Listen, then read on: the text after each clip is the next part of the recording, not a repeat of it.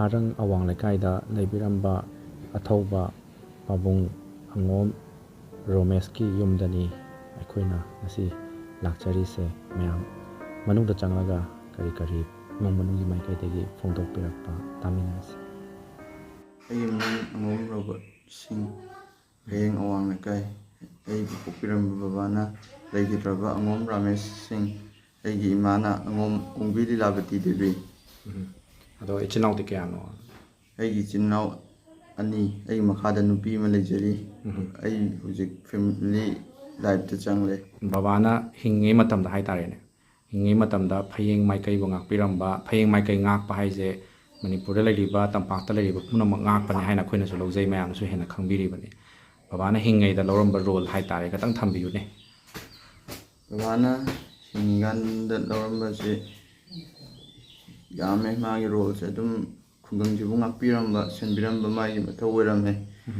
Hedi nang duty ta de thi de babana dum thokpiraga ja singju dum ngakpirame. Dubu laibak thiba thokdok haigadra 4 June 2023 ki nungdangda babasi mafam khangdana mangki nungalakan 5/6/2023 ki pung 11 adaida baba leitre haibgi pau phangki. Babana sum nongonda hairamba haitare kai gari hairami. Babana ingonda hairamba se nang di nongmai kappa hite yumda mama hoi senara leramo ai di nongmai kappa hibanina ai ngauge kuncha jingjiga tawraga harga chatkibani babado. Do chalamdai mikupta adumaina adum wahaido hairamda chak isingadi char chakhiba pung kyadagadi thoki. Baba numitu 4/6/2023 gi thokiba numitu di babaga aiga thengna hobde yumda su chakcha ki de babado. Wahai ampho hairamdema Pung kyadai thoki buja. Pung nungdangi pung 2 adaida thokibani ahingi.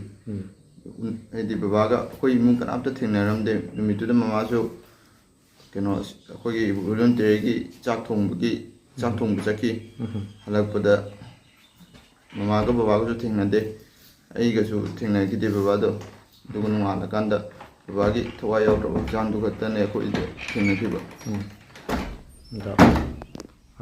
Imadi sum baba leitre haiba pau tabadagi imadi aduki mati waramani ne. Mama haninga litena waye adubu ma awabudu thokte hedi khoi wa ki gani haibagi tamakta mana awabudu utte adubu mama na lon kapado ai dikhangi. Hidokte khoi mangda di kapta saraga ima leidi haibagi tamakta pambom chawna tingbi tawkudabu imana lona wabudu di macha moina aiso dum ui. Manipur gi leingakta haitarene honorable CM ga leibiriba Manipur paibiriba koigi MLA minister singda kai wafungadi phongopini. Manipur gi leingak paibiriba sarkar singdadi yam pendre moina thudokchi thoktrigandagi minor issue dagi losilamba yaw gatani moina losinbidabanina khoida wahanbani tumdaba chadaba thakdaba su kuiragle. Manipur miyamnagadi sum marmakta kadum mateng pangbagadi lakpibra. Manipur ki miyamnadi khoi mateng yam pangbi ba leikidra matungda su yam laame leiringanda su tum lakpirame.